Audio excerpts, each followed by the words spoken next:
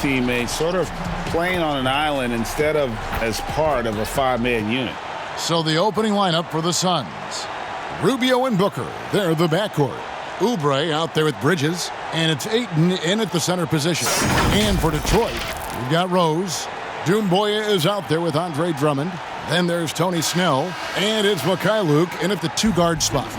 Couple teams now, Doris, slumping here in the middle of the season. How can they avoid lengthy cold streaks, the absence of wind? Yeah, I think this is where veteran leadership can become such an integral part of the success over the course of a long season.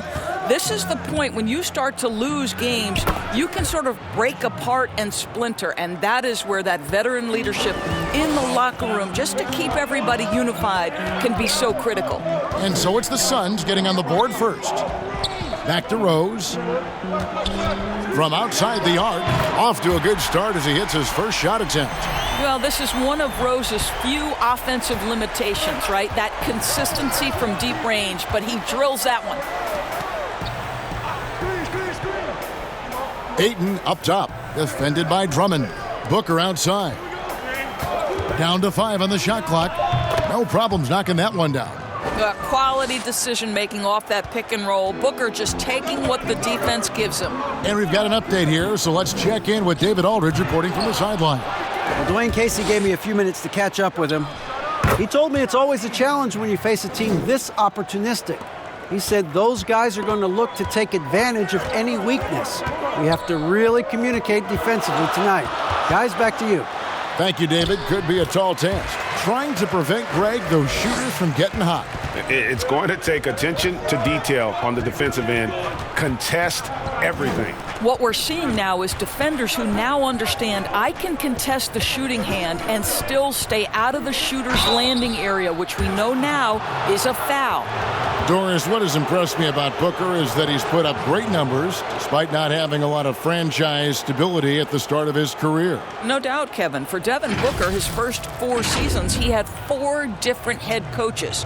That doesn't even start to touch the roster turnover he's dealt with. Through everything he's faced, he has produced on the offensive end. You love this guy's upside.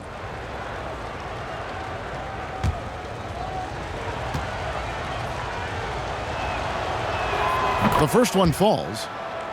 Boy, you look at the Suns going forward. They have got to believe a big part of the puzzle is DeAndre Ayton. This guy was the #1 overall pick in last year's.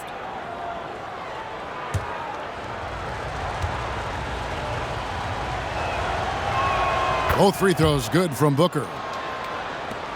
Doris Ayton, a terrific rebounder. He can score in the paint, and of course, he is still improving. Yeah, what you like about DeAndre Ayton, Kev, is he doesn't just rely on his God-given talent. This guy knows he needs to be more consistent with the jumper, improve his overall defensive awareness, but this guy is willing to put in the work to become a complete and great NBA player.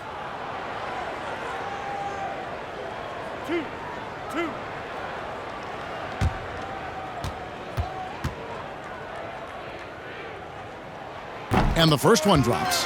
Well, you look at the former All-Star Andre Drummond and the way he rebounds, Greg. He might be the best in the league in that department. I mean, few players in the history of the league can go off for 20-plus rebounds on any given night. Drummond's one of them. Attacks the glass on the offensive end so well. His offensive rebounding, for me, sets him apart. Now, here's Oubre. He had a 21-point outing in their last game against Brooklyn. Out of bounds, Detroit takes possession. The Pistons have gone 2 of 3 here to start out the game. Ball's knocked loose and stolen by Booker.